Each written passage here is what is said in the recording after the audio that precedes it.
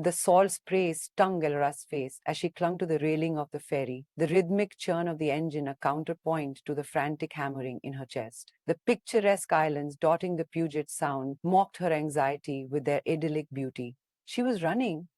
Again, this time the reason wasn't a controlling husband, a dead end job, or the suffocating expectations of her family. Maya, her best friend since kindergarten. Maya, who possessed everything Ilara secretly craved: effortless charm, unwavering confidence, and the incandescent beauty that drew people in like moths to a flame. And Maya, who had just stolen something far more precious than a boy, a job opportunity, or even the spotlight. She had stolen Ilara's peace of mind. It started subtly, almost innocently, a shared success. Ilara's photography exhibition quickly became Maya's triumph. Maya, effortlessly charming the critics, fielding the questions, basking in the glow of attention, while Ilara, the actual artist, stood awkwardly in the background. Then came Liam, the handsome, talented musician who had been quietly, tentatively courting Ilara. Ilara finally feeling seen, finally daring to believe in a future filled with light and music. And then Maya. One lingering touch, one shared joke, one stolen glance too many, and suddenly Liam was Maya. The betrayal cut deep, a jagged shard of ice lodged in Ilara's heart. But the real wound was the insidious whisper in her own mind, the one that echoed the years of silent self-doubt. See, you were never good enough. You never will be. That was when the petty crime began. Small acts of sabotage, fueled by jealousy and a desperate need to reclaim something, anything. A strategically spilled glass of wine on Maya's new dress, a misplaced car key that made Maya late for an important meeting, a subtle alteration to Maya's meticulously crafted social media post, replacing a carefully chosen caption with a cloying, insincere one.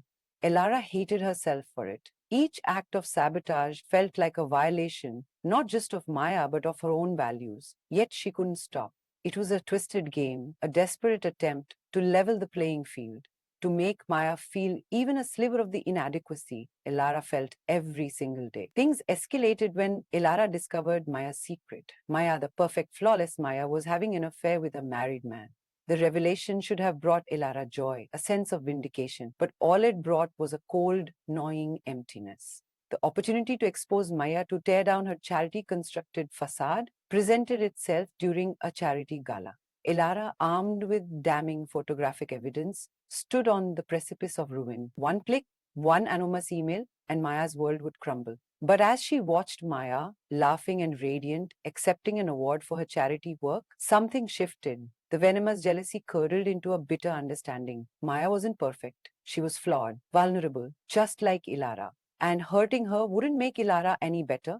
It would just make her another perpetrator of pain. Instead, Ilara focused the camera on a different subject: a young boy, orphaned and struggling, who had benefited from Maya's charity. She captured his wide, hopeful eyes, his hesitant smile, the palpable sense of gratitude radiating from him. That photo, not Maya's downfall, became her act of rebellion. But the weight of her previous actions was too heavy to bear. The guilt clawed at her, suffocating her.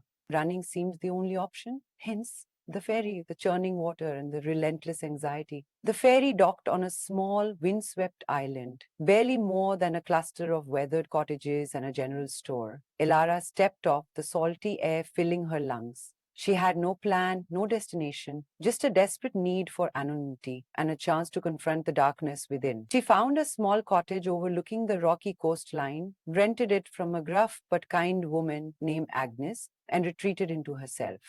Days turned into weeks. Ilara walked the beaches, collected sea glass, and stared out at the endless expanse of the ocean, the rhythmic crashing of waves, a constant calming presence.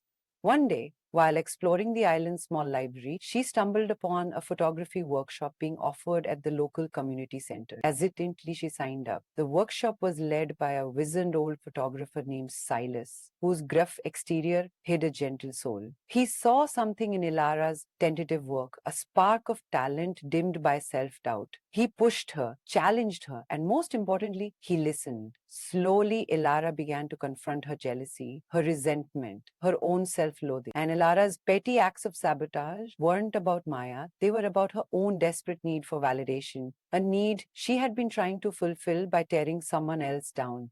She learned to forgive Maya, and more importantly, to forgive herself. She started focusing on her own art, capturing the raw beauty of the island, the faces of its resilient inhabitants, the stories etched in the weathered wood of the old buildings. One day, a familiar figure appeared at the door of her cottage. It was Maya. Elara's heart leapt into her throat. Fear, guilt, and a strange sense of relief flooded her senses. Maya looked tired, her eyes shadowed with regret. I know what you did, Elara, she said, her voice barely a whisper. About the wine, the keys, everything. Elara braced herself for the storm, the accusations, the recriminations, but they never came. I'm not angry, Maya continued, her voice stronger now. Well, maybe a little, but mostly I'm sad, sad that we let things get to this point.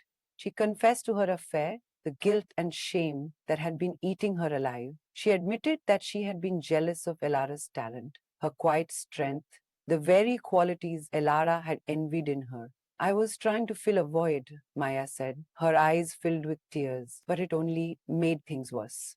They talked for hours, laying bare their insecurities, their regrets, their shared history. It wasn't easy. There were tears, anger, and awkward silences. But there was also honesty, forgiveness, and a tentative hope for reconciliation. In the end, Maya offered Elala something unexpected, an apology, a genuine, heartfelt apology for taking Liam, for overshadowing her success, for not being the friend Elala deserved. Elara, in turn, confessed to her acts of sabotage, the shame burning in her cheeks. Maya listened without judgment, her expression filled with understanding. The conversation didn't magically erase the past, but it paved the way for a new beginning.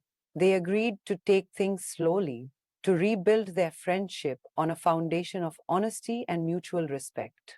Elara stayed on the island, continuing to hone her craft. She started a photography project documenting the lives of the islanders, capturing their stories with empathy and grace. Her work gained recognition not for its sensationalism, but for its authenticity.